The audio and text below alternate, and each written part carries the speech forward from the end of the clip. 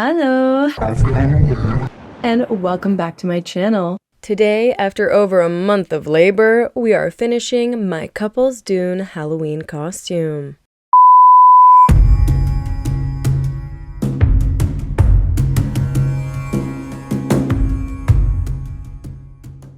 As my favorite holiday comes and goes, I think about the countless hours I've spent on Halloween over the years. Worth it. My name is Maya, and today I'll be finishing the final details of my and my boyfriend's Dune, Paul and Chani Halloween costume, and showing you how it all turns out. If you haven't seen the last 3 videos, come on, what are you doing?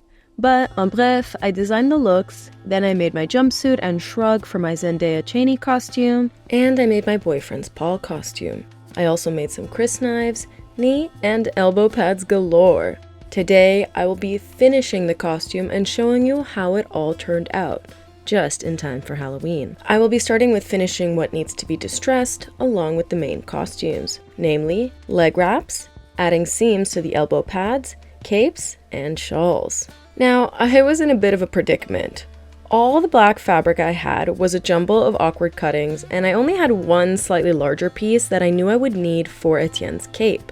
So, I got to work figuring out how I was going to sew the scraps together to create leg wraps. And luckily for me, my time-lapse was entirely out of focus, so basically, this is the shape that I was going for, with an overall length of about 1 to 1.5 meters. I found some panels that I could cut into half morsels of this sort of shape, and then sewed them together at this point.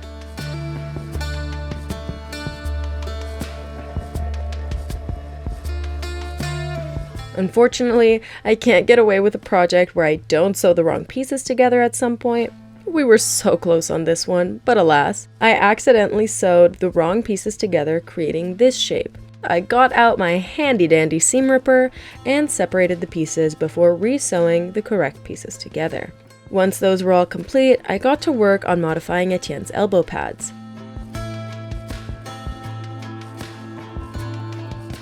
I cut circular holes and then pinned the raw edge underneath. Now, whenever sewing on a curve, especially an extreme one, you usually need to cut these little divots into the circle in order to prevent weird pinching.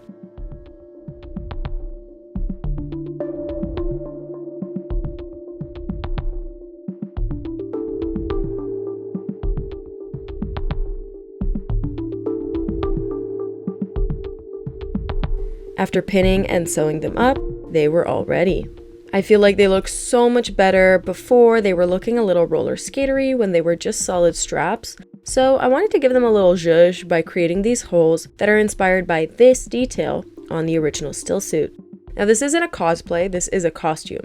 And in particular, the goal with this was to make the looks wearable when separated into their individual base pieces. So my whole goal was to make a look inspired by Dune still suits, not try to cosplay an entirely accurate look. Honestly, as fun as that would be, I literally don't have the space for storing it after, and it would be distressing to put so much work into something only to get rid of it. Speaking of, you could say this task is going to be a bit distressing because although I want to create the effect of this sand-beaten, desert-worn look, I want to be able to wash these and clean all of that off after. If I wanted this to be a longer-term costume, I would have sprayed sealant on everything after this step, but I know if I did that, my boyfriend would not wear his. The only stains on his clothes that he likes are the ones he creates himself. Although it might seem easy to get clothes dirty, it's actually quite hard. In film, dirt is one of the hardest things to mimic on costumes, especially something like this, because in reality, it's the effect of a combination of wind, sweat, humidity, dust, clay, and other forms of dirt that build up over time. That first coat of dust gets shaken out, unless you're all sweaty or it's humid, which binds the dust to the clothes. Now, enjoy a time lapse of the costume dirtification.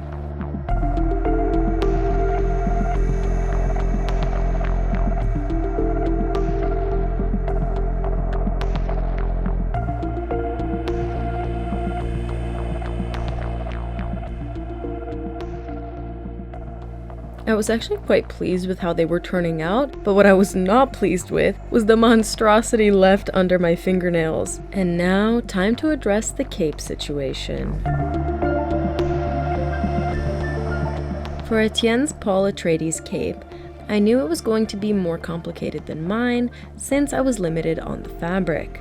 Here is what the reference looks like, but I'll be simplifying the hood since I'm going to be undoing this fabric later to use it in the future, and I would rather keep it as close to a rectangular swath of fabric as possible.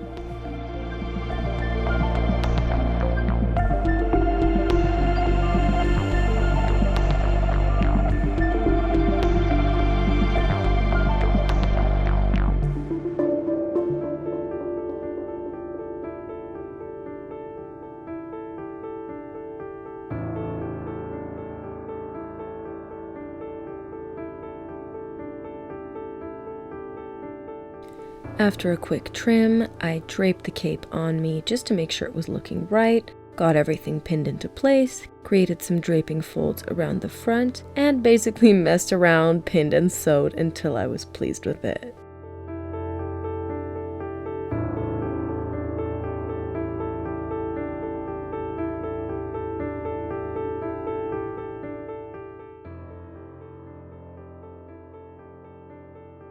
With that all finished, it was time to move on to my look. For my costume, it was more of a wrap shawl situation. And this was the sketch I had come up with. Since I actually want to wear this in the future, and I was pretty confident that this was gonna work, I thought I would just go for it. Essentially, I folded the fabric in half at this point, then I folded it in half at this point along the vertical axis, so that created a centered, but slightly on the upper quadrant, area where I could trace a hole for the size that I wanted. I traced a hole in the upper central section using my pen as a mini protractor, then I got to cutting.